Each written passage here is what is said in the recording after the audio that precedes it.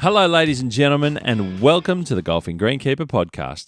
My name is Steve Smith, and I'm your host, and it's time to keep you up to date with the news with Dint Golf Solutions and Enview Walking the Fairways.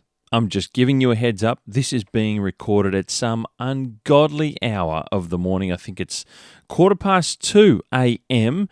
There's so much going on this week. It's a massive week ahead of the Golfing Greenkeeper podcast, so you've got to make sure that you are subscribed because this is going to be potentially the biggest week I've had yet.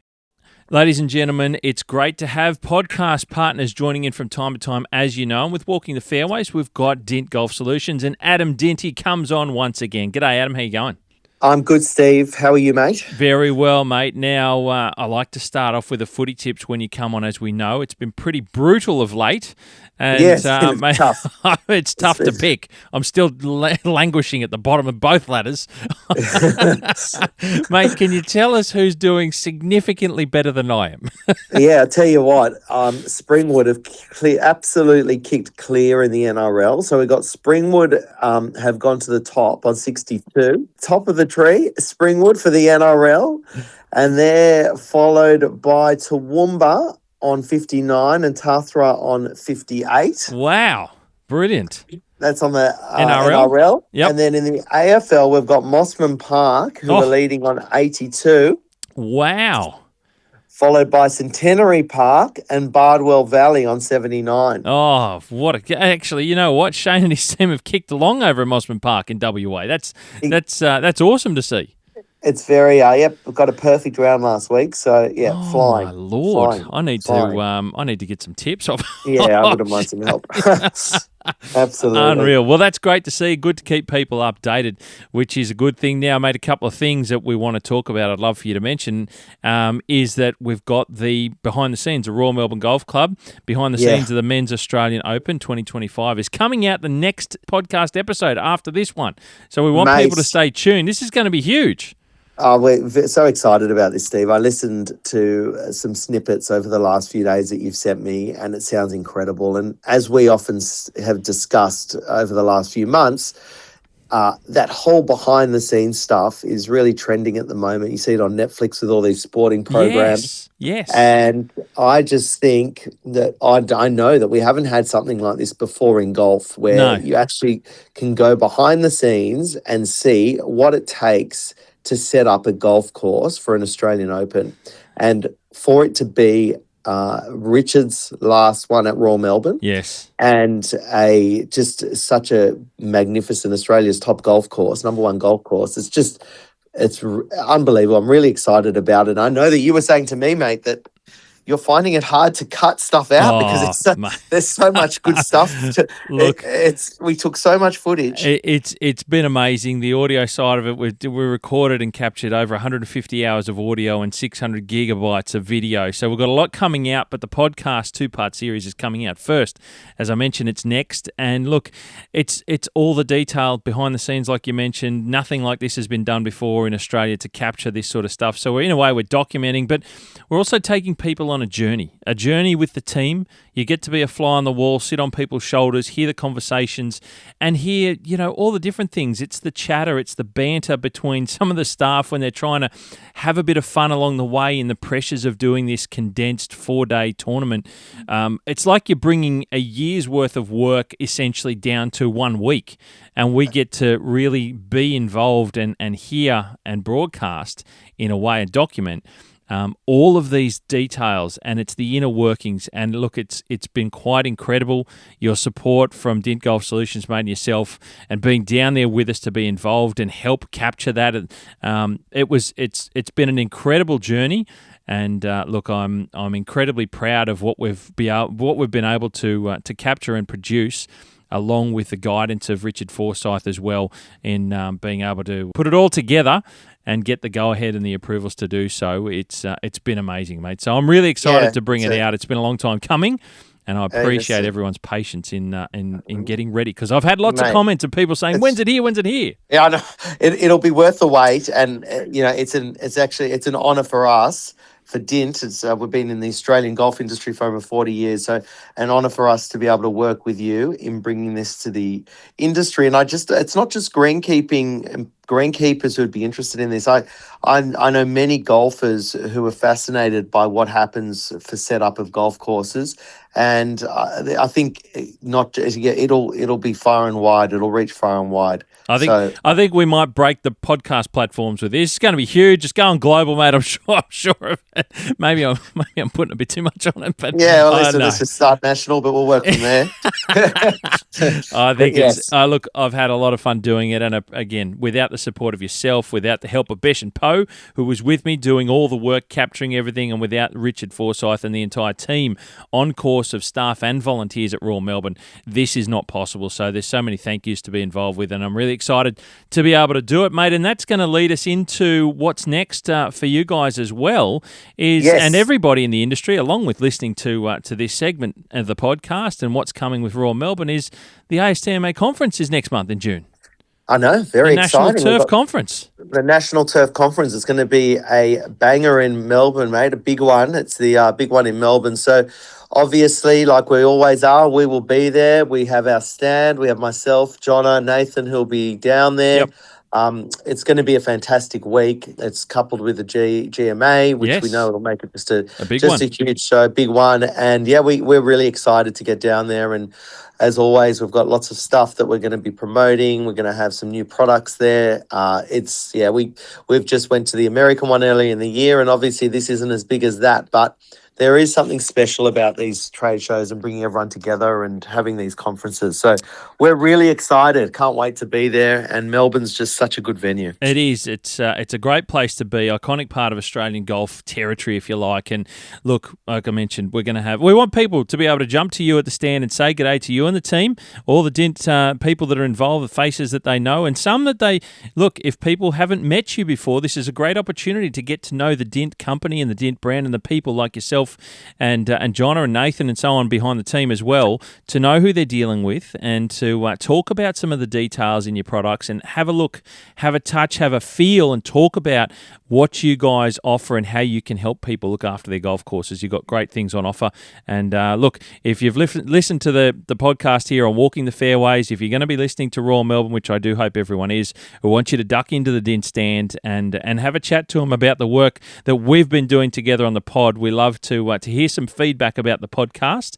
And look, this is great to have a way to talk back to people like yourself, mate, and Dint as a company who are supporting not only me and the podcast, but the broader golf and greenkeeping industry. It's great to be able to have those conversations at the Turf Conference. Thanks, Steve. Appreciate it, mate. I love to tell you about my partnership with Enview. It's a wonderful brand to have as a partner of the Golf and Greenkeeper podcast. You know why? The why is because as a superintendent, as a turf manager out there, I know what it means to have somebody available with the right tools for you to look after your turf surfaces better. And the beautiful part about Enview is that they offer you science-based solutions and expert guidance to enhance your turf maintenance. With a focus on improved turf pest control, disease management, and weed control, Enview helps you achieve better, faster, and smarter results. And these are the reasons that you want to have a brand like Enview in your back pocket. You can just whip them out when you need to make sure that you've got the best tools available to look after your turf. Now, as a trusted partner, Enview provides you fungicides, herbicides, insecticides, and nematicides, supporting your pursuit of perfection in turf management, ensuring that you stay informed and maintain healthy turf all year round for maximum playability. Now, we all know that as turf managers, the pressure is on us to continue to produce turf surfaces of high quality for people to enjoy playing golf on. There's no two ways about it. And like I mentioned, when you've got someone like Enview and their products in your back pocket, you know that you can continue to deliver the turf surfaces at the highest quality that you're able to. So get in touch with them, go to their website and find out more info on the products that they have available to help you look after your golf course and your turf surfaces, and that is enview.com.au. So go and check them out. It's easy to do. Make sure you just get over onto the Turf and Ornamentals page, and that's where you'll find all their products available. And of course, the beauty of having Enview as a partner of the Golfing Greenkeeper podcast. We get to pick the brains of Technical Services Manager and the beautiful mind of Yuri Carpro. And many of you out there know who Yuri is. He is a stalwart of the industry, a very, very knowledgeable man indeed. And he joins us on the podcast at the end of every month on the Walking the Fairways segment. So it's a great way to hear how to stay up to date and what things to look for as he passes on little tidbits of knowledge and advice along the way. So, ladies and gentlemen, check them out at envu.com.au and make sure you have them as your partner to help you look after your turf surfaces better. So I hope you've had a warm beverage this morning or this afternoon, whatever time of the day you're listening, a little bit more so than I've had. It's time to get stuck into it. This is episode number 184.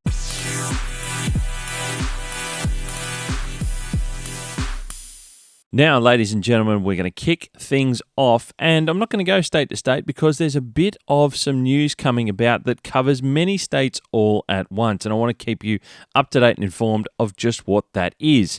Now, I'm going to start off with the fact that there's news about there's this huge land sale of the Australian government of some defence land as they look to divest some of the land that they own that they don't think they need anymore. Now, it's defence land is, in particular, this part that affects a number of golf courses. It affects 5 golf courses at once in particular, and they're golf courses that lease the land from the Australian government, from the Defence Department. So I'm going to give you an idea of who they are. Now, you've already heard me speak with Superintendent Jake Sizer of Queenscliff Golf Club down there in Victoria, near Melbourne. And Queenscliff is one of the sites where Queenscliff themselves, the golf club, are trying to work out a solution to remain a golf course on Swan Island, on that particular site that they're on. So they're working through the challenges there of this divestment from the Australian government. So they've been told that the lease is soon to be up, and they're just trying to work out how best to negotiate this to come up with a solution to stay where they are on that beautiful Swan Island site that they have down there in Melbourne at the southwestern end of Port Phillip Bay. And like I mentioned, they're one of 5 golf courses that this is affecting. Now, the others under threat from this sale of this land, this divestment in defence land, is called Cerberus Golf Club. Cerberus Golf Club is in Victoria as well, but this one is on the eastern side of the Mornington Peninsula, down to the southeast of Melbourne. Now, Cerberus is a 9-holer, and it's on the eastern side of the Mornington Peninsula. So they're a golf course that has a lease on defence land. So they're currently looking at what their options are moving forward. The third golf course that's under threat is also down in Victoria and Melbourne, and this one is Raf Williams Laverton Golf Club, and it's another 9-hole golf course located this time to the west of Melbourne City. It's actually over near Coringal Golf Club and Sanctuary Lakes Golf Club, if you know where those 2 particular golf courses are in Melbourne, if you're a local. So they're also considering what happens with them as they move forward. Moving further north, we go to the ACT, to the nation's capital, and a golf club that's under threat there is Fairbairn Golf Club, and that is right next door to Canberra Airport, incidentally, over the east side of Canberra City. Now, Fairbairn is an 18-hole golf course, and it began life in the 1950s, so there's a bit of history there and a bit of life in, 70-odd years thereabouts that Fairbairn's been involved, and it's got over 800 members or something, apart from that club that I saw just the other day. So they're a reasonable-sized club, and they've been doing a bit of work on their golf course recently just the same. And so this announcement sort of comes a little bit left field for all of these golf facilities that lease defence land. But Fairbairn is one in the ACT. And then we go even further north, up into Queensland, into southeastern Queensland, to Canungra Golf Club. Now, they're a 9-hole golf course, and they're in the Scenic Rim region to the west of the Gold Coast. And they've also been notified that their lease is coming to an end soon as the government looks to sell off some of these sites. Now, it's part of a wide range of defence land sites that the Australian government are looking to move on and divest in, as I mentioned. But these particular 5 sites are golf courses that currently hold a lease. So all 5 golf courses are looking to see what the future holds and are working out just where to from here. And I will try my best to keep you up to date. But look, the 2 18-holers in there in Queenscliff and Fairbairn are probably the 2 biggest clubs out of that group of 5, without being rude to the 9-hole courses of Cerebus, Ralph Williams, Laverton and Canungra. But the 2 big 18-holers are reasonable-sized clubs as well. So, look, we hope for the best. It'll be interesting to see what happens. But with any luck, all 5 will be able to negotiate where to after this and remain, hopefully, fingers crossed, to remain golf courses on their existing sites. Now, we start off going state by state. We're going to go into South Australia because there's a little bit going on in SA that I wanted to mention. I am going to start off with Turf Management South Australia, as they've recently announced the winner of the Graduate of the Year award for them. Now, the winner is Maxwell Clark from Kooyonga Golf Club in Adelaide, and Maxwell, having won this award from Turf Management South Australia, he'll now head to the ASTMA Turf Conference in Melbourne. That's the Australian Sports Turf Managers Association Conference that's in Melbourne this year in June, and he will represent South Australia in the battle for the National Golf Course Apprentice of the Year award. So, Maxwell, congratulations on your win, and we look forward to seeing how you go, duking it out essentially with the winners from the other states in a month's time. Now, the big news out of Adelaide, that the gift that keeps on giving at the moment, is the North Adelaide Public Golf Course redevelopment, and they've begun work on the redesign of the golf course, which is being done by Greg Norman Golf Course Design. Now, I did mention in the last segment of Walking the Fairways that work had literally just started. Well, we are now a couple of weeks on since then, and the trees have been cut down as part of the initial work.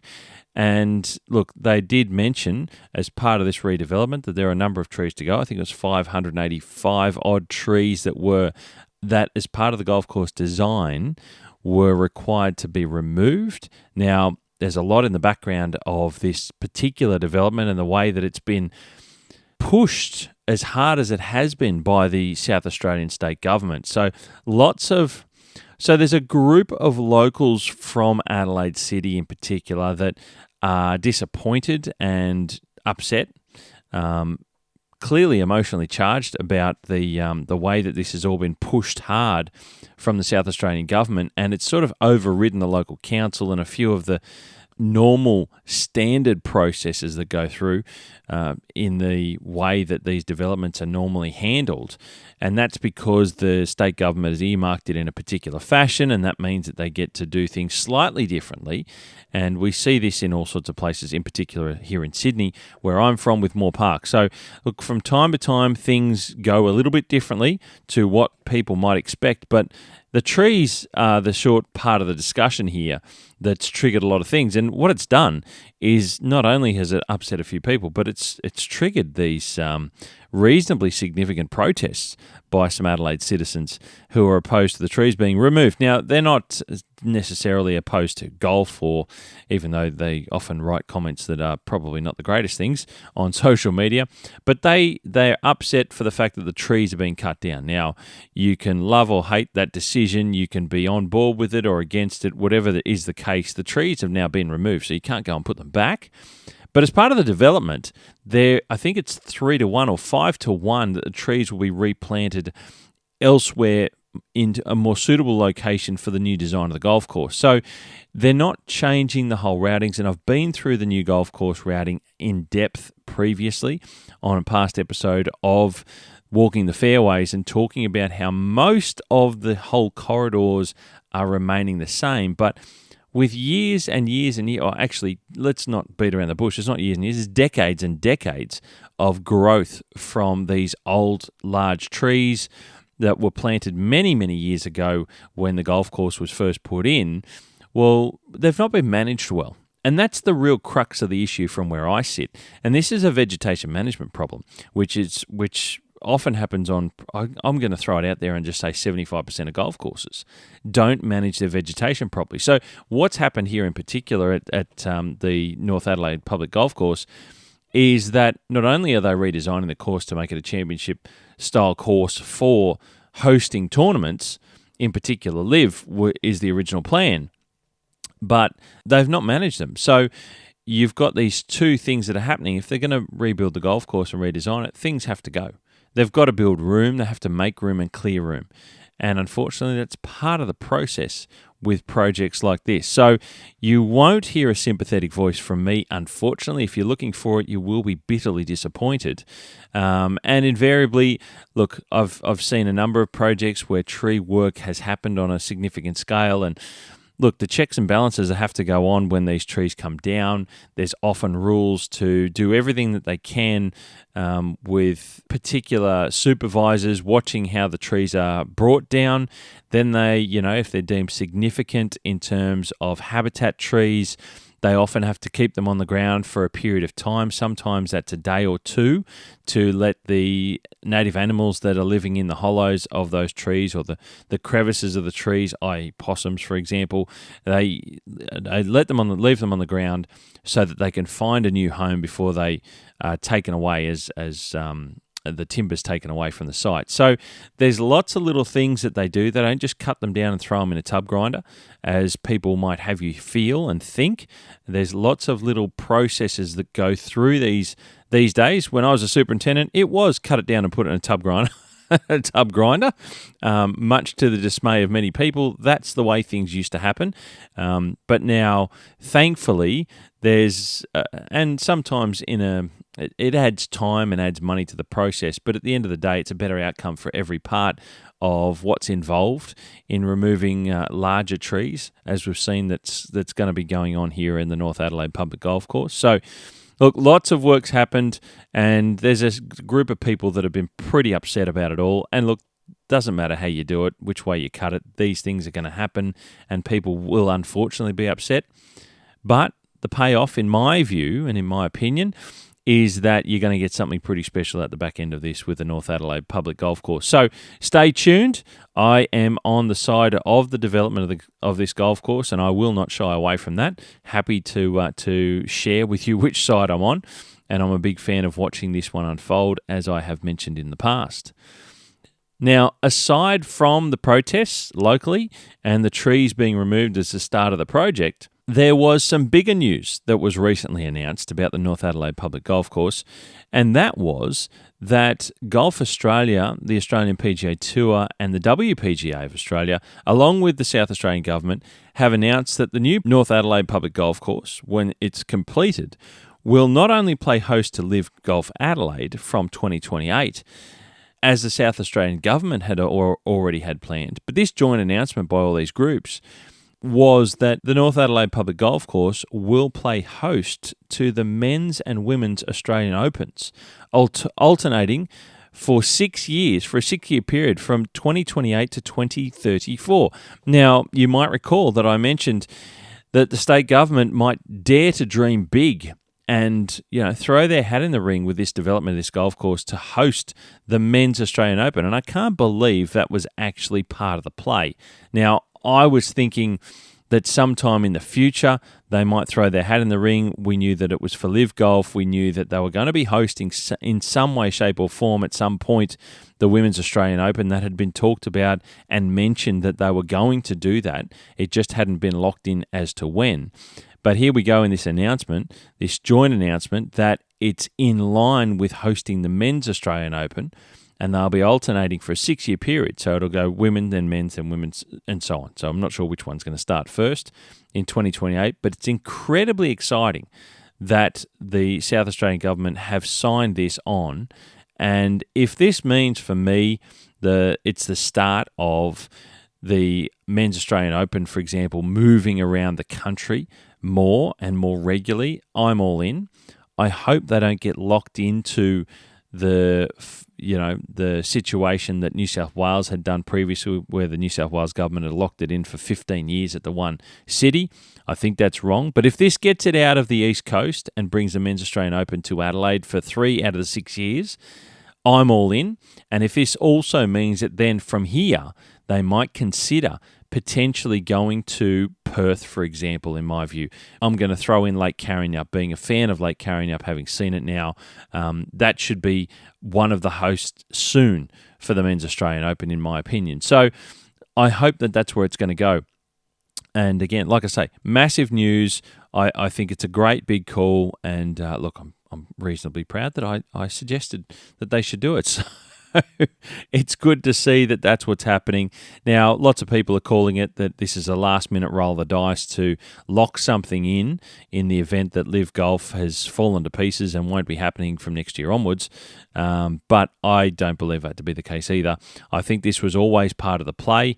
A lot of these things do take a bit of time to get it right in negotiations. So I still feel that that this was always part of the plan. When they announced last year, I think it was a year ago, about Live Golf Adelaide signing on for the North Adelaide Public Golf Course as their 2028 venue all the way through to 2031, there had to be more to it to lock in the size and scale of this redevelopment of the golf course. So I think this was always part of the play. They just needed to wait their time to get all the other bits and pieces lined up around it to make the announcement. So well done to everyone involved. And like I said, I'm all in. So I think it's huge. Massive congratulations to all levels of administration in Golf Australia as well, and the Australian PGA Tour and the WPGA, because they've done great work getting everyone together and signing this one on. And I think it's going to be massive for Adelaide as a city and massive for every one of us as golf fans in particular. Who doesn't love a trip to Adelaide for golf? I've been there for Live Golf Adelaide. Who doesn't love a trip to Adelaide for sport in general? And this is just another sporting reason to get down to Adelaide, the city, in my opinion. So, and maybe I do have some people in high places listening to the podcast. So, like I said, I'll take that win on from my own perspective. So there you go. There's a little bit of news of what's happening in South Australia in Adelaide. Now, we're going to bounce around a little bit. I'm usually doing clockwork, either anti-clockwise or clockwise, but the last couple of episodes I've decided to go wherever I feel like, jumping all over the place. And this time we're going to go to the Apple Isle, the state of Tasmania, and I want to tell you about Tasmania Golf Club in Hobart once again. Now, a shout out to Superintendent Ben Stacey, and I've been getting some unreal photos of the golf course from Ben as he sends them through with a little bit of information. And as you've heard in the past, Ben and his team and the club have been moving through some course works there to improve the golf course, some bits and pieces, their 19th hole, some green work, some bunker works, tee works in particular around the place. Look, great deal of improvements that are moving through at Tasmania Golf Club, and they're continuing to do so. Some latest improvements have been some bunker works as they continue to improve the golf course. There's been some rebuilding, some reshaping going on, and they are looking very sharp indeed. And I'll share some of these photos thanks to Superintendent Ben Stacey. Now, if you haven't played Tasmania Golf Club, stop thinking and just do it. Actually, I think there's something in that line. Just do it. I like that one. I might use that. I like to share some of the photos that Ben sent through because the golf course is just so good looking. I'm here to tell you, he's got some great photos. So check out the social media of the Golfing Greenkeeper podcast because I will share these photos and you'll see very clearly how good the golf course at Tasmania Golf Club is. And it's just to the east of Hobart City. It's not far. Look, most of you are making a trip at the moment and considering or planning a trip to Hobart to play the brand new golf course at 7 Mile Beach. Well, fortunately for Hobart, there's a group of golf courses in that region, and for good reason. It's because it's great golf land, and they've been on it for a long time. Royal Hobart's there, the 9-holer Lanhern's there, Tasmania Golf Club's there, and of course 7 Mile Beach, the new 7 Mile Beach golf course is there. So Tasmania Golf Club is just not far. You're pretty close to driving next to the front gates as you make your way to 7 Mile Beach golf course. So yeah, if you're planning your trip to Hobart, get over there and see it. Now, when I go to Hobart next, it's on my list to go and see myself. I haven't seen it, but the photos that Ben is sharing with me are amazing. So, and we've all heard about Tasmania Golf Club before. So it's one there for you to throw into your mix. And it's great to see that Ben and his team are continuing with these course works at Tasmania Golf Club. So congratulations. Now, here's a random one for you. And look, I don't often speak about speculation. I struggle with speculation a great deal. That's why I often try to get the info firsthand. But for this one, I am jumping a little early, and I will say that first because I don't want to upset anyone. But it's something that I noticed, and I feel without having time to ascertain the right information, I'm going on a speculation here, and it'll either trigger someone to let me know or I'll hear it from the golf club themselves. But this is a random one, and it was just a thought bubble. So, like I said, I don't deal in speculation often, but here you go. I saw some recent photos of Cape Wickham on King Island, the famed Tassie golf course, and by now you've all heard about the challenges with their 18th hole. That's on the right side of the hole itself, where it's slowly starting to break away and fall down onto the beach a little bit, little by little, piece by piece. Some of the photos that I've seen, it's up the sort of the top half of the golf hole, sort of mid-fairway up towards the green, all the way up towards the green, and it's just sort of, you get the odd storm surges and you get some bad weather, and building a golf course so close to the beach edge, the way that it's been done there at Cape Wickham, there's always going to be risk of whether there'll be any damage as time moves forward. And as it stands, it looks like some of that is happening and has been happening over the last few years. Now, I've not been to Cape Wickham, so I will call it early that I don't know the site myself, and I've seen some close videos, some close-up videos and photos that people have shared with me to see what's going on. I've made my comments away from public domain about my thoughts on what will happen. Now, I'll keep them to myself because that's pure speculation on any solutions that I'm only guessing, and I don't like to be that unfair to people when I don't know anything. But what I will tell you is this part that I saw in a photograph. And it does relate, I believe, to what's been happening here on the 18th hole. Little by little, piece by piece, that's been chipping away at the 18th hole in the rough on the right. Now, what I saw in this photo of the 18th hole, and it was only a couple of weeks ago, and I've been sitting there and thinking about it and looking at it and looking at it and looking at it to try and see what I think about it, and this is it. Now, what stood out to me in this photo wasn't the parts that were breaking away onto the beach that many of you have seen and shared, but I saw a new green that appears to have been cut into the start of the fairway near the tee end of the 18th hole. Now, I say this, like I mentioned, out loud, that I haven't heard from anyone at Cape Wickham, but it looks to me very much like it could possibly be a temporary green that they've cut in the start of the fairway. And I believe that this is a temporary green, and it allows them to work on and solve the problem further down at the rest of the hole, where it's starting to be broken away on the right-hand side of the hole into the beach. That's my speculation. These photographs were only a couple of weeks ago. I know that for a fact. So when I saw them, the first thing that stood out, like, I know the photos pretty well. I know the 18th hole pretty well. I know some of the holes pretty well just by photograph. And the first thing that I saw was what appeared to me to be a green cut at the start of the fairway. So the reason I say that is because whenever you plan to do works on a golf hole and you don't have a spare hole, which I don't believe Cape Wickham does, and again, I could be wrong, you usually cut in a temporary green in the fairway, and you allow people to play to that temporary green before, and it shuts off the rest of the golf hole, so they can play to the temporary green before they get to the construction works. And it keeps the area separate for people to play golf, to keep playing golf, keep 18 holes, and also it allows the construction works to happen safely. whatever those construction works are. Now, like I said, I've heard nothing from Cape Wickham. I haven't had a chance to hear, to even speak with them because I've only just decided to mention this. But I'm pretty confident in saying that's what it is. So I don't know when anything may or may not happen, but there's always a bit of lead time required to build a temporary green so that you get it right, you get the quality there, and that way people can play golf. So what this looks like to me is that the 18th hole will become a temporary par 3.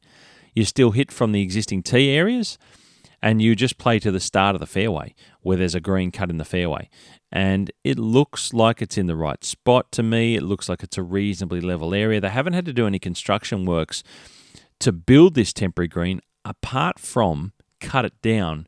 And what fescue allows you to do on a fairway is you can cut it into a green because it's short grass being cut better into short grass. So they can cut it down and make a temporary green. That's what I believe and my educated guess points towards, and I'm happy to be proven wrong. But that's what I think is going on. So I'll keep my ear to the ground. I'll do some investigating for you to find out if anyone will be able to share with me what's going on at Wickham. So I won't say I'm 100% right just yet, and I'll wait to confirm, but I reckon I'm pretty close. And like I said, I have to say it again because I don't like to deal in speculation very often, but this one is a bit of a standout, especially coming from the photographs that I recently saw. So, and they're photographs that anyone can see online. They're on social media. So just that it happened to go past my eyes, and the first thing I saw was a different green location being cut on the fairway. So there you go. Some potential work happening on the 18th at Cape Wickham with a temporary green being cut in. Now, I could be totally wrong. It could just be a spare green cut in for a different reason. It might not be the reason that I think, but I think everyone knows that there's something that needs to be considered at Cape Wickham on their 18th, and I think this is the start of it. So I'll keep you posted, ladies and gentlemen, but don't for a minute think that the 18th hole at Cape Wickham is closed down until I tell you that it's been confirmed. So as it stands, from what I can see, the 18th hole is still very much in play. It's just that a temporary green has been cut in the start of the hole. That's all I'm saying. That's all I think it is. I think something is soon to happen. So I'll keep you informed, and when it does, if anything does happen, I'll let you know 100% that it's happened. But as it stands, I think that what they've done is build a temporary green that they're growing in right now, and I think it's for potential works ahead. So as it stands, Cape Wickham still has 18 holes open for play, and I don't think that that's about to change anytime very soon. But I'll keep you informed. Now we head to New South Wales, ladies and gentlemen, and the news, unfortunately, in New South Wales is that the New South Wales State Government have finally released the details of their Moore Park Golf Course outcome, and they've detailed that Moore Park Golf Course will now, regardless of any public dismay, be reduced by 20 hectares in size, and they will, instead of making it a 9-hole golf course, they will be squeezing in a 12-hole golf course to the remaining land. Now, they've announced that Harley Cruz from Cruz Golf will be the architect to come up with a 12-hole design. So at the very least, they've engaged an architect of note to design something good, is by all accounts, is what we can hope for. Now, I've got a pretty good relationship with Harley, thankfully, so I hope to be able to have him on the podcast sometime when he's able to talk more about it and what he's got in mind for Moore Park Golf Course. So I'll keep that one up my sleeve. I'll chat with Harley and see what's going on there, and if there's any opportunity to come on the podcast and share with us, potentially on the design brief segment, some information about what's going on at Moore Park Golf Course. So we'll keep that one up our sleeve for the moment. But look, in my opinion, overall, it's a sad outcome by the New South Wales government about losing this historic 9 holes of Moore Park Golf Course. It is the first public golf course in Australia that was ever built for the public by the public. And it did start out as a 9-hole golf course, and very soon after that it was increased to an 18-hole golf course. But now, here we are in 2026. The sport of golf has never been more popular in Australia. It's never had more people playing golf, and we are reducing Moore Park Golf Course from 18 to 12 holes, cutting the land size in half, unfortunately. So there you go. A sad day, in my opinion, for the public Moore Park Golf Course, but there's some change in the wind, and I'll do what I can to keep you up to date with what's going on, of course. Now we go to some news about the New South Wales Open, and that is set to once again be hosted at the Vintage Golf Club in the Hunter Valley to the north of Sydney in November this year. And there'll be some regional qualifiers leading up to that event. So congratulations to the Vintage Golf Club on securing the New South Wales Open again. And I do know that Martin Crowe, Superintendent of the Vintage Golf Club, will be doing everything he can with his team once again to get the golf course in readiness for the tournament. So good stuff to see the Vintage secure this one as well. And in the lead up to the New South Wales Open up there at the Vintage will be a number of regional qualifying events played around the state for to whittle the field down, if you like, to a full field for the tournament. And they're going to be played at a few golf courses of note around the state. So I'm going to go through them with you now. And they are, the regional qualifiers will be played at Lismore Golf Club, up in the Northern Rivers, the northern parts of New South Wales. It will also be played in Tevan Golf Club, which is a wonderful 9-hole golf course, the first and only 9-hole golf course to host any tournament of note of this variety with professional tournaments, so a regional qualifier. There's also going to be a qualifier at Coffs Harbour Golf Club and Southwest Rocks Golf Clubs, respectively. So Lismore, Tevan, Coffs and Southwest Rocks are all in northern New South Wales, and they're all holding a regional qualifier. Then we come down south and we go to Catalina Club down at Bateman's Bay and Queanbeyan Golf Club near the ACT in New South Wales. So there's those 6 golf courses will be hosting regional qualifiers from July to September in the lead up to the New South Wales Open at the Vintage in November. So some great news to hear about there. Now, the World Sandgreen Championships have been announced, and they'll be played at Binalong Golf Club once again, which is just over an hour's drive to the northwest of Canberra in New South Wales in the regional township of Binalong. Great to have them secure that once again. And the New South Wales Senior Championship has been announced by Golf New South Wales as well. Lots of stuff being announced at this time of the year as we get towards the middle of the year when things start to change and turn once again. And the New South Wales Senior Championship will be played yet again at Thagoona Golf Club in Albury on the New South Wales Victorian border on October 30 and November 1st weekend. So congratulations to all those golf clubs, and a shout out to the golf course team at Thagoona who have just finished doing some work on the golf course. So it's a great segue into that golf course, and the team down there on course have been doing some work. They've been rebuilding their 1st, 2nd, 16th and 17th tee complexes. And it's a great effort by the team, and clearly it's going to be in the lead up to this tournament later in the year. So well done to Thagoona, well done to the golf course team out there, and I know they do listen, so I've got to shout out to them for their work rebuilding these 4 tee complexes. And it's great to see Thagoona continuing to improve in what they have to offer golfers in the Thomson Perrott design that is Thagoona Golf Club in Albury, just to the east of the Albury city itself. Now, whilst in New South Wales here, ladies and gentlemen, we're going to the Central West over the Blue Mountains from Sydney. We go to Duntry League Golf Club in Orange, and a shout out to Superintendent Craig Jeeve for this info as he sent through to me. Now, the course team have been working hard, and they've been building a brand new spare green. Now, this green sits off to the side of one of the holes. I think it's the 6th, from memory, that he was telling me the other day. A spare green that will be brought into play when the club needs to temporarily close a hole to work on it and introduce a spare hole to retain 18 holes. So unlike what I mentioned with Cape Wickham, where they're sort of cut a green, I believe they've cut a green into the fairway, this one is a permanent spare green. It's built on the side of the dogleg of the 6th hole, like I mentioned. I'm pretty sure it's 6. It's built in the side of the dogleg. So you play 2, they're going to break the hole apart into 2 short holes so they can retain an 18-hole loop. Now, it's a great thing for a golf course to have a spare hole, and it's great to see Duntry League investing and adding a spare hole into their sensational golf course. And on a side note, I've been chatting recently with Craig, and he sent me some photos, and I'm here to tell you that Duntry League is looking absolutely amazing at this time of the year. Now, I've got some photos to share with you. So Craig has given me the okay with a particular couple of photos, which I will share with you on my social media to give you an idea of just what I'm talking about. But look, I'm an unashamed fan of Dundry, and I'll always suggest to anyone to make the effort and take the trip out to Orange for a round at Dundry League. The golf course is adorned with South African couch fairways, which, as you know, if you've listened to the podcast for long enough, you'll know that that's my number one favourite grass. The South African couch fairways are of impeccable quality.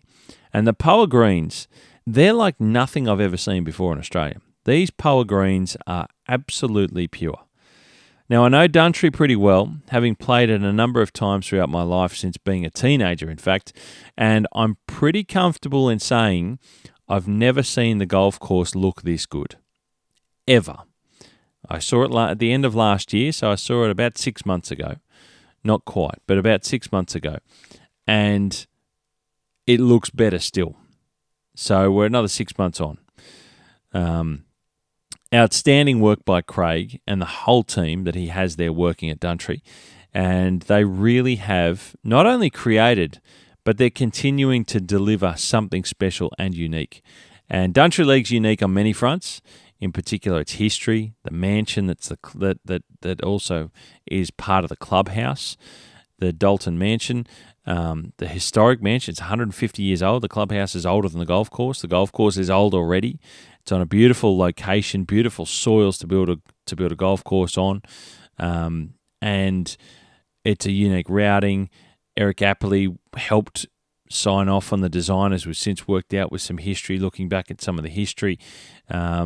It's just a great course, but more importantly, it's an absolutely wonderful setting, and the quality of the turf surfaces are out of this world. So, I hope to see Dundry League host some more events of note.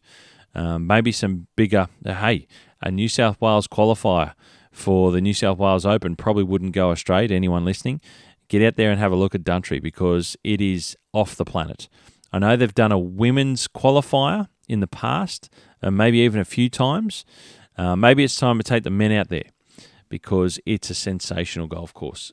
So congratulations again to Craig, his team, and the golf club at Dundry League, because it is an exceptional thing. And the new spare hole that they're building is just going to add a little bit of flexibility to the golf course as well. So well done. Now, from Dundry League, we move down to the south coast of New South Wales. We go to Mollymook's well-known Hilltop course on the New South Wales south coast. And their works are continuing, this time on the 14th hole, as part of the new design of the golf course by architect Ryan van der Veen. Now, if you don't know who Ryan van der Veen is, ladies and gentlemen, I will have Ryan's segment of the design brief. When I had Ryan come onto the design brief, I'll have it tagged in the show notes so you can go back and listen to it. Ryan is an absolute gentleman. He's a member of the Society of Australian Golf Course Architects, and he's got his own design business now, and he's out there doing work around Australia on golf courses. Glenelg most recently, but now that that's finished, he's over here at Mollymook in New South Wales doing work here on the golf course. So there's a new fairway bunker that's gone in, installed on the left-hand side of the fairway on 14, and this work is part of Stage 1B that they're getting stuck into, and it is also set to include a new green complex, and there's a fair amount of new fairway drainage going in from what I've seen. Now, Stage 1B is the smallest subsection of the Stage 1 works overall, which is set to include some minor tee improvements as well to the 15th hole. So I look forward to keeping you up to date with that one, but a little bit of work happening at Mollymook as Ryan and his team continues to do some of their redesign works as they move through the golf course in their upgrades. Now look, thinking about it, look at Thaguna, Dundry, Mollymook. They're three fantastic regional golf courses in New South Wales, which are currently seeing some wonderful improvements and investment from their respective clubs, which is so good to hear about. So, look, I'm a big fan. I love my regional golf courses and golf clubs, and it's great to hear that these three in particular are investing in their golf courses significantly so. And look, it's great to shout out to them and talk about it. So if you're thinking about going to any of these regions, Thaguna down the Murray, Dundry in the central western New South Wales, or Mollymook down the New South Wales south coast, there's three golf courses of note that you want to play. I can tell you that right now. Regardless of the minor works that they're doing on course to improve, it's worth going there now to play them because they're in tip-top condition. You'll enjoy your round, and then I guarantee you, once you're finished, you'll be working out when you can come back and play them again. So, well done to everyone involved.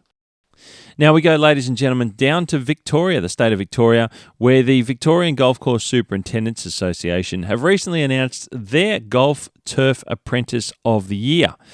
And that was won by William Savickas from Barwon Heads Golf Club on the Bellarine Peninsula to the southwest of Melbourne City. Congratulations to William. Now, William will go on to the ASTMA National Turf Conference in June next month to represent Victoria. So I think that's a rounding out of the winners across the country of Apprentices of the Year. Next time on Walking the Fairways, I'm just going to put the list together because that next Walking the Fairways will be not long before the ASTMA conference. So I'll mention who they are, all of them across the country, and they will be up against each other to see who will take out the national award. So congratulations to William, who now goes on to represent Victoria. Now, also announced by the VGCSA was that long-term superintendent of Sorrento Golf Club, Shane Greenhill, was bestowed the VGCSA Superintendent Recognition Award. Now, Shane has been superintendent at Sorrento for over 25 years, and that certainly puts him in a very elite group of people from within our industry. So congratulations to Shane on receiving such a prestigious honour with the Victorian Golf Course Superintendents Association. And look, that's a huge one. Ladies and gentlemen, the one good thing about this Golfing Greenkeeper podcast is the way that we have fantastic access to so many amazing people deep within the industry. And here is another one. Actually, I'm a long-time fan, but it's been a long time since he's been on. Superintendent Pete Cawsey from Eastwood Golf Club in Melbourne. G'day, Peter. How you doing? I'm good, mate. How are you? Very well, thank you. Many years have passed since you've been on the pod. We were just it's talking been a while. about it.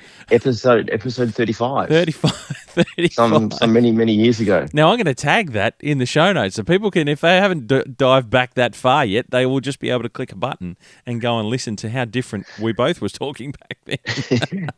Yeah, how much older we've got. Yeah, mate, let's not go there. That could be a long, slow topic. Mate, it's great to have you back, and I appreciate you coming back on, and this time it's for Walking the Fairways, because I want to talk about some work that you've been doing over in the golf course there the last little while now to improve on some parts of the golf course. And from what you were suggesting to me, it started from a members survey. Can you give us a bit of background of what you're up to and how that come about? Yeah, a couple of years ago they put a survey out to the members just to, where they rate all the things around the golf course and around the club. And obviously, you sometimes get those things, and you start worrying what the answers are going to be. But it sort of turned out reasonably well. And one of the main complaints we were getting was the condition of our bunkers. Now, we're obviously heavy clay, yes, area where we are at Eastwood there, and it's the drainage is pretty poor. We've put a couple of the material liners in, some of them with the drainage in them, and they're just failing all the time because of the silting up and the drains are all blocked and all that stuff. We decided to put a plan in place to do a project to reconstruct all of the bunkers. Okay. So which is really good, using a liner. To one of these new modern bunker liners that everyone seems to be investing properly in? Yeah, 100%. So, and we did one originally back in 2016 on one of the real problematic bunkers. And that's it was one of the only bunkers that when it rained, we didn't have to put a white stake in it and GUR for a couple of days while the water was sitting in and the boys were going around pumping the water out. So, well, there's a good measure, right? That tells you 100%. that product has worked for you. Yeah, and that was 10 years ago now. So, wow. And it's still working as good as it was back then. So that's great.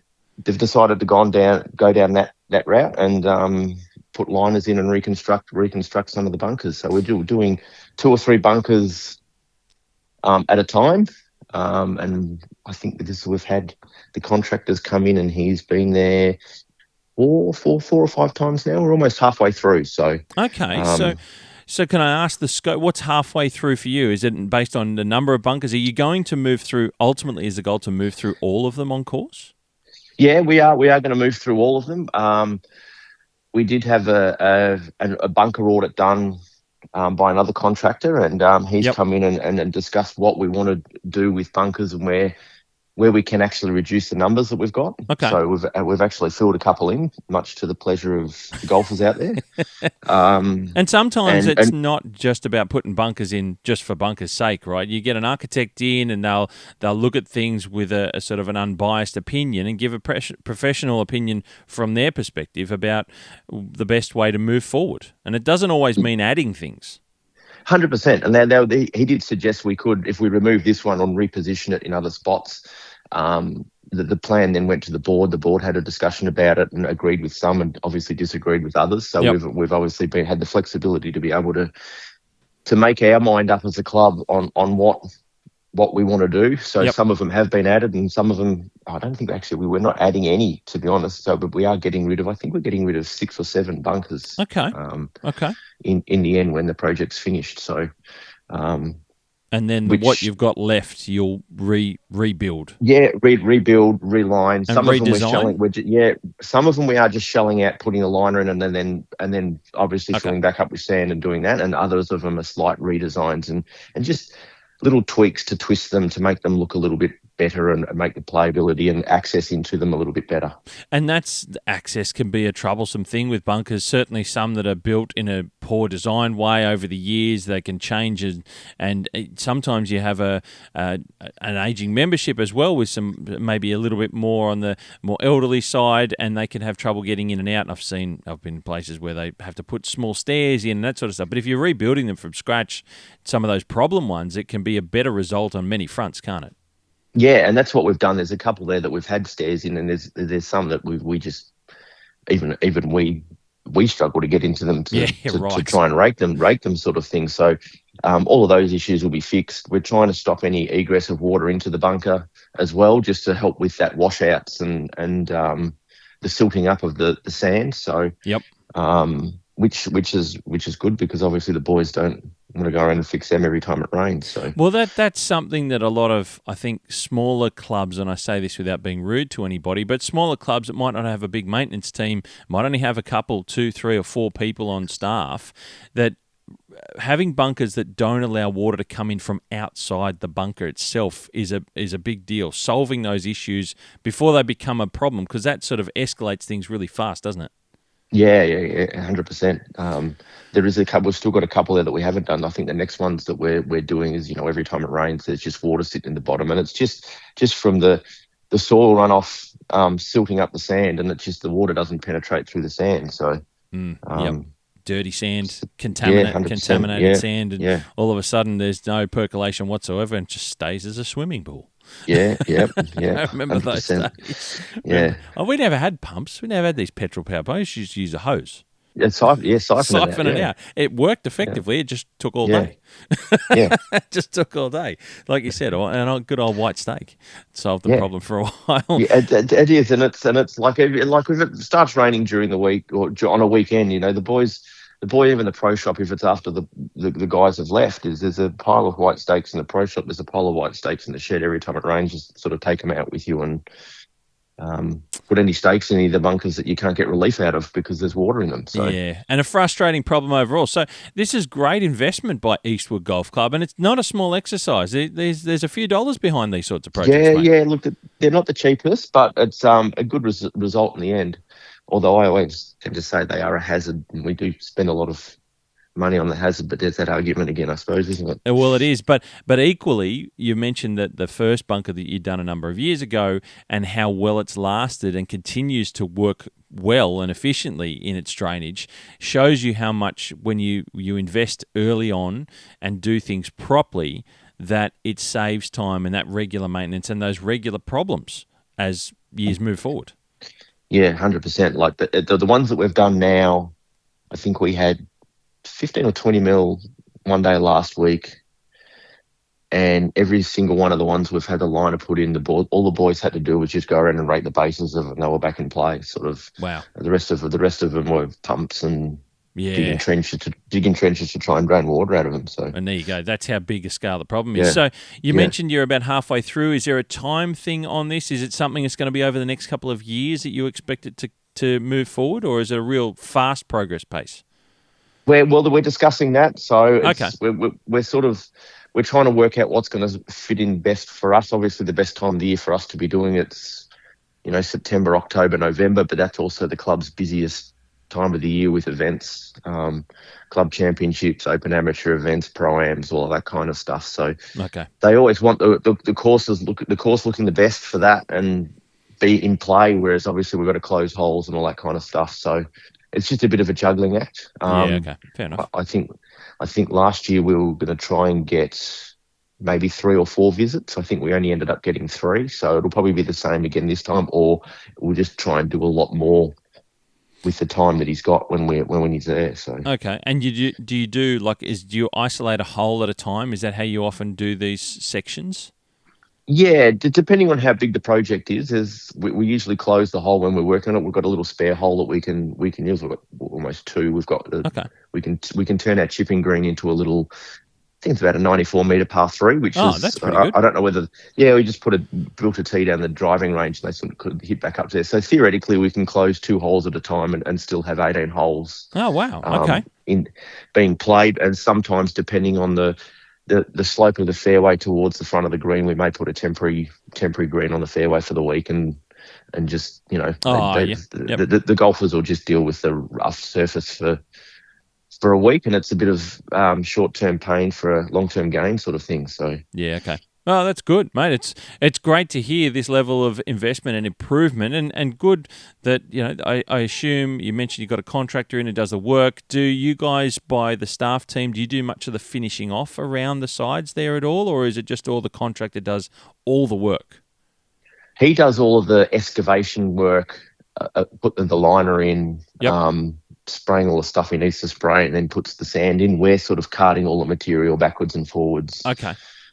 So we'll dump all of the stuff that he digs out. We'll bring in all the rock. We'll bring in all the sand, and then we assist with the spreading of the sand and all of that towards the end. Okay. So, and then any obviously turf works and stuff that we need to do around the outside, we look after that. Okay, yeah, well, that's why I wasn't sure. So you guys are looking after the turfing side of the pretty finishing much, off around the finishing off. Yeah. That's good experience for the team as well. Yeah. Like the guys, we've got a young crew, so there's 2 or 3 newer staff that hadn't done this last lot before, so that was the first time they'd experienced it, and they sort of, to see that process, I think they quite enjoyed it. So I don't know whether they enjoyed doing the long hours, but they enjoyed the experience of seeing how it was all done, so which is good. No, that's fantastic, mate. Great to hear. Now, mate, this all bodes well for great improvements. I'm a secret fan of Eastwood of yours. You showed me around. I was really impressed by its location, set at the sort of the base of the Dandenongs there over the eastern side of the city, and wonderful undulations and changes of elevation around the golf course, which I think is really interesting. And let's not talk about my favourite sculpture in the world that adorns your first tee. Is it still all? I assume it's all still there. It's still there. Amazing. Yeah, the birds are starting to sit on it, so it does get a little bit colourful at times. But colourful, I like that. Still, it's good. It's a good investment, I think, with what they had there. So it's a bit of a feature.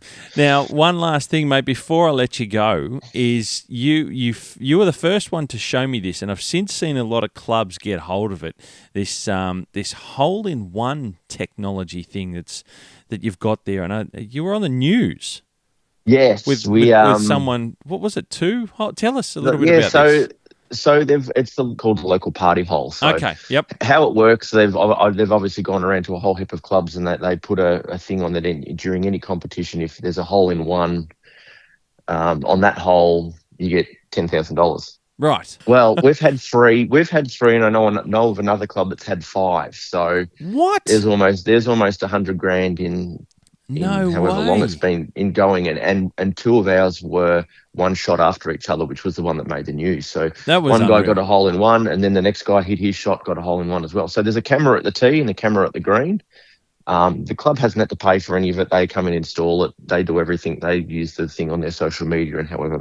Look, it's a free plug to them for doing it. Yeah. But at the same time, when you showed it to me, I was like, "What is that?" And then next thing I see a little bit later on is it's on the news and it's at Eastwood, and 2 blokes have gone back-to-back shots, and I was just like, "When does that happen?" And it was caught on video. Someone said that it was 1 in 17 million of a chance or something like that was the odds that it could happen. So That is unbelievable. yeah. So, Absolutely. So is that a bit of fun for the club? I think changed? it is. There's a lot of talk. There's a lot of talk about it. Everyone, as soon as they get to the hole, everyone's talking about it, and it's a bit of fun in the clubhouse. So I think it's a good thing. Would it draw people to come and play there because you get a chance to win? Maybe, I don't know. Oh, But it's a bit of fun. I just assume from the membership perspective, it'd be a bit of lighthearted fun, and here you go. Yeah. It turns out it was on that one particular day in that one group. Yeah, exactly. And I think some of the bloopers that they sometimes post are even funnier than the people getting the hole in one. So, the things that you can catch these days, certainly on cameras. Yeah, exactly. It's unreal. Look, Pete Cawsey, Superintendent, Eastwood Golf Club, I really appreciate you jumping on the pod and give us an update on what's going on and how the golf course is improving. And I will do a shout-out, mate, and suggest that if anyone has an opportunity and they're looking for something a little bit different out of Melbourne, get over to Eastwood and see if you can get a tee time and get around, because it's public access golf course as well, aren't you? You can, yeah, certain times of the day you can. Yeah, yes. so if there's opportunities there available, it's worth going to. It's a golf course that reminds me of where I lived and worked in the Blue Mountains. It's a similar sort of style climate, and it's a wonderful looking space. So, mate, thank you so much for jumping on the pod again. It's been a while, a few years, and it's great to hear your voice, mate, and sharing what's going on at Eastwood Golf Club. Mate, always a pleasure. Now we move to Queenscliff Golf Club. You've heard me mention it in the past, and I've had Jake Sizer on Walking the Fairways in the past, and I just mentioned it before about their golf course land. Well, regardless, put the golf course land stuff aside, they're continuing to improve the golf course. Superintendent Jake Sizer and his team have been completing works on the golf course on the 8th fairway, adjusting the shape and the contours of the fairway itself. Now, look for some adjustments on how you will play this hole in the future, but always great to see Queenscliff continuing to improve their golf course. It still remains a golf course on my must-see list, does Queenscliff. Great location, Swan Island, like I mentioned, on its own island, and it's probably got one of the most unique entrances. But having had Jake Sizer, the superintendent, on the podcast recently to talk about it, really got me excited.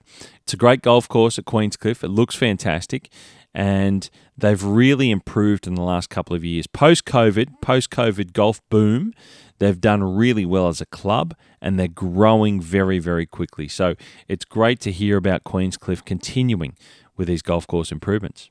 Now we move, ladies and gentlemen, in Victoria. We go to Wodonga Golf Club, and that's up in the north. It's one of the twin towns of Albury and Wodonga. Albury is on the north side, on the New South Wales side, and Wodonga is on the southern Victorian side of the Murray River, being the New South Wales-Victorian border. Now, Wodonga Golf Club gets a mention here because they were sold to a private group. Their land was sold to a private group back in 2015, and that land, part of that land of the golf course, is now up for development, where half of the golf course is currently proposed to be rezoned and turned into housing. Now, this is always a concern when a golf club is owned by a private group or company. It's not always a given that it will remain a golf course when you sell land to a private company and you get yourself a lease arrangement with that company. It's not always a given that it will remain a golf course. And in this instance, that is exactly what's being proposed of the Wodonga golf course site. Members and local residents alike have been petitioning to stop the rezoning from happening, but as it stands, with money to be made from building houses, this will be a David and Goliath battle in my view. Now, if they lose 9 holes and it becomes a 9-hole golf course, and look, members want to play an 18-hole golf course or be a member of an 18-hole golf course, there's not a lot of options in Wodonga. The nearest 18-hole courses with grass greens to Wodonga Golf Club are on the other side of the border, being the Murray River, and they are Albury Commercial Golf Club and Thagoona Golf Club. Now, we're going to have to wait and see how this all unfolds for the membership of Wodonga Golf Club, and I certainly wish them well in their fight to save their golf course, but I've got to be honest, when you sell your land to somebody, being a private company or a group of investors, you've basically done so, I assume, because they were financially struggling at the time. But you've got to be very, very careful with these transactions, because whilst this happened in 2015, 11 years ago, that it was sold to this private group and no one really knows who they were. They don't need to tell you who they are. Chances are they're not buying it to keep it a golf course. Chances are they're land banking. And if you didn't see that coming, then you probably didn't do your homework. Now, I'm not being rude to anyone at Wodonga Golf Club. Please don't take it that way. But I've seen this before, and it becomes very challenging over time. So you don't have control. If you're a golf course and you don't have control of your land, and we're seeing it with the lease arrangements on the defence land, where those lease arrangements, as I talked about before, have been pulled, and now those 5 golf clubs, as mentioned, have got to work out and come up with negotiations to solve the problem that they've got. When you don't control your land, you have these moments in time of uncertainty. And historically, when golf courses and golf clubs lease land, there's a moment in time where that lease arrangement can change on a whim. And many often times in history of some of our biggest clubs, the Australian Golf Club in Sydney, and that's why a lot of the clubs in Melbourne along the Sandbelt moved to the Sandbelt from other areas, is because they didn't have control of their land, whether it be a 99-year lease or they own the land like they do today. So when you don't own it, or if you sell it, there's always a risk that things can change. And unfortunately, what we're seeing here at Wodonga is exactly that. So I wish them well. I don't know what this outcome will be. And on face value, like I said, to me, it's going to be a David and Goliath battle. So I wish them very well. And I'll keep you updated, ladies and gentlemen, because it'll be sad to see something. If this does happen this way, if they lose 9 holes to rezoning and then ultimately becoming housing, it will be very disappointing to hear about. But like I said, unfortunately, when you sell your land to another company and you make lease arrangements thereafter, you just don't know what's going to happen next, unfortunately. So tough times ahead for Wodonga potentially. Look, I hope it's something positive comes out of it. And if it does, I'll keep you in the loop either which way. But I wish them all the very best at Wodonga Golf Club in what they've got coming up. We move from the north of Victoria to the south of Victoria, back down to the Bellarine Peninsula, and we go to Clifton Springs Golf Club. Now, the Bellarine, for those of you who've never travelled down to Victoria, is to the southwest of Melbourne City. It's actually not far from Geelong. It's just south of Geelong. Clifton Springs is actually along the shoreline on the north side of the Bellarine. Beautiful location. And they've recently taken delivery of a new utility vehicle. It's great to see this investment from Clifton Springs, and by now you know my thoughts on why this is important to mention. This is the first time Clifton Springs has got a mention on the podcast before, and I'm happy to share it. And it's worth talking about when a club invests like this in not only their machinery, but also their golf course. And that's what an investment into machinery does. It might seem small to you hearing this, but this tells you who and where are investing in their golf course, even if it's not doing any redesign works. Machinery upgrades are a great thing to keep note of. So well done to Clifton Springs, and I like to mention golf clubs that are investing in their machinery to tell you that they're doing well. That's what it's all about. So well done, and good to have a mention, and they'll be tagged in the show notes, Clifton Springs, if you don't know who they are. Now we're going all the way up north to the state of Queensland. Bit of news coming out of Woodford Golf Club on the western side of the Glasshouse Mountains on the Sunshine Coast. Now they've just completed the installation of a new path down the left side of their 17th hole. Now this was previously quite a rough area, and this new path will go a long way to improving traffic flow and making it more comfortable movement of people along the golf hole, in particular golf carts. Always good to see these type of improvements to traffic management on a golf course, in particular smaller clubs where it can take a little while to get the funds needed for these projects. Now, Woodford Golf Club have also just opened their brand new revamped driving range. It's got a new teeing pad area and all new driving mats, and it's a great improvement for the club and its members. So look, Woodford Golf Club are investing well into their golf course, and that's great to see. Shout out to Woodford, not mentioned them before. And they'll be tagged as well in the show notes if you're not sure who they are or where they are. But like I mentioned, they're west of the Sunshine Coast, just on the other side of the famed Glasshouse Mountains up there. So well done, and great to hear from Woodford Golf Club. Now we go to Redland Bay Golf Club, and back in March at Redland Bay Golf Club to the southeast of Brisbane, they celebrated the completion of their greens resurfacing program, which was all about converting their greens turf surfaces over to the highly regarded warm season putting surface of Tiff Eagle couch grass. This particular grass type is being brought into a number of the top courses in southeast Queensland, and Redland Bay is the most recent to complete this project. Superintendent Dion Cope and his team have done an amazing job of working through the golf course to complete this project, which I was able to see firsthand just last year myself.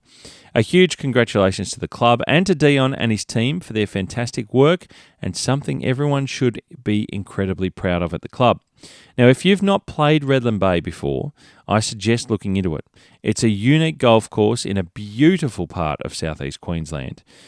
Now, if you want to hear more about Dion and Redland Bay Golf Club, my interview with Dion will be tagged in the show notes. I did an interview with Dion on another segment of the podcast, being Keeper of the Greens. Dion's got a great career journey, and Redland Bay, like I mentioned, is a wonderful, wonderful golf course in a very, very nice. I'd never been over that way before in Brisbane to Redland Bay. It's an absolutely sensational part of the country, just quietly, just near the islands that are all off the shore. And yeah, the golf course is just in a beautiful location, set mangroves down the eastern flank of the property, and it's, yeah, really, really nice. And now Tiff Eagle greens, absolutely pure.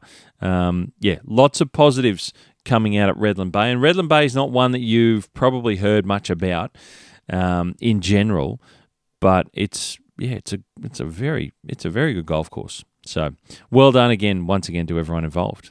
Now we round out walking the fairways. Of course, it comes to superintendent appointments, and we're going to start off with a congratulations to Richard Forsyth. Now we know Richard has resigned his place as Director of Courses at Royal Melbourne Golf Club.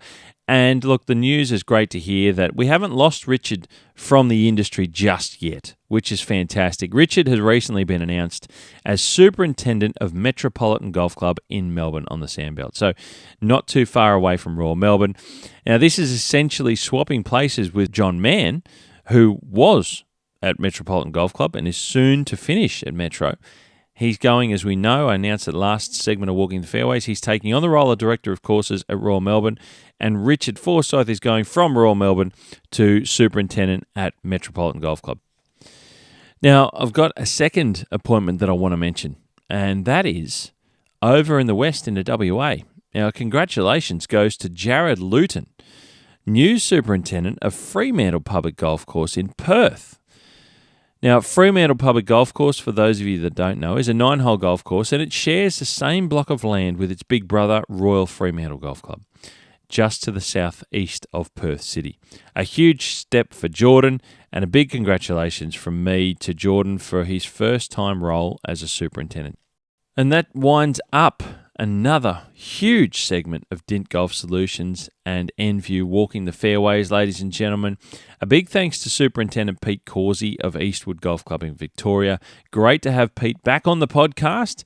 He was on it a number of years ago for Keeper of the Green, so great to have him on for Walking the Fairways and a bit of an update on what's happening there at Eastwood with the work that they've been moving through. Such a good golf course at Eastwood. I'm a bit of a secret fan of Eastwood after Pete showed me around a couple of years ago. I've not played it, but I do love the elevation changes there. Some of the golf holes I saw are just outstanding. And they've got a unique special feature there with the giant wooden sculpture at the first tee. Very unique, and you have to see it to believe it. It's just unbelievable, actually. Really, really impressive. So thanks to Superintendent Pete Cawsey.